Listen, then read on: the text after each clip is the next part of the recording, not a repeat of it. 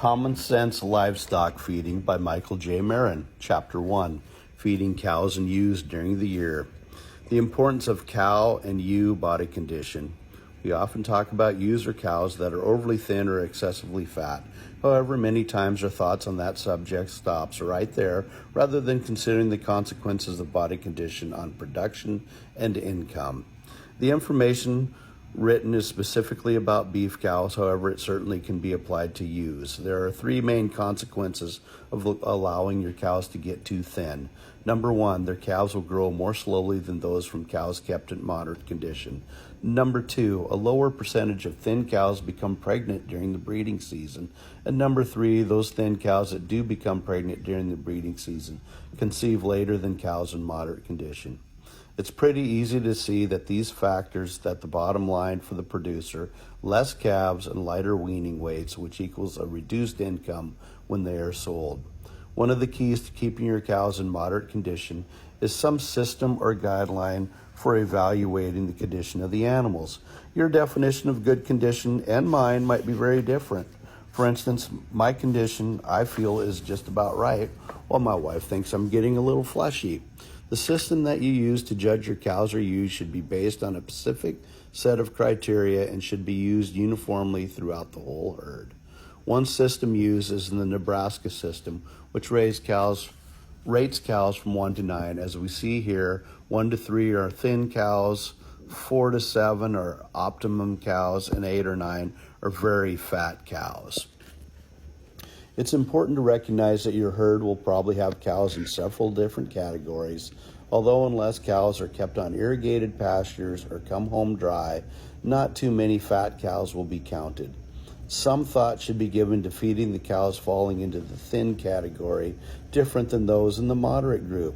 Of course, you must consider the cost of extra feed and management against the return. What feeds to use and how much feed will be required to upgrade a cow's condition will depend on your feed resources, cost, weather, and facilities. It would be done best on an individual ranch basis rather than making some grand generalization for a ration that would flesh up the cows.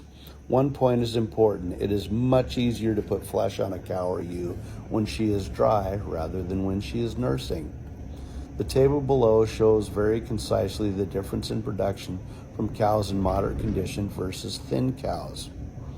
Number 5, moderate cows should wean a calf at 465 pounds and 95% should become pregnant. Number 3, thin cows should wean a calf at 426 pounds and only 70% become pregnant. Even with my mathematical ability, it doesn't take much figuring to come up with a big difference in gross income. Using 100 cows and assuming we would wean and sell 90% of the calves that were born, the moderate cows yield 94 calves born times 90% survive to wean and sell at 80 cents a hundredweight equals 84 calves weighing 465 pounds for a total of $31,248. The thin cows yield 70 calves born times 90% survive to wean and then sell at 80 cents a hundredweight. So 63 calves weighing 426 pounds for $21,470, approximately a 30% decrease in gross income. I can't imagine that feeding the cows enough extra to improve their condition would eat up much of the 30% extra income. The whole exercise explains the importance of a good wintering program for females that will give birth in the spring. Cows calving in the fall would require a different feeding program. Perhaps this will give you an added incentive to take good care of the breeding herd, even when hay prices are high. Michael J. Marin, PhD, is a livestock nutritionist looking for a raincoat in Hermiston, Oregon.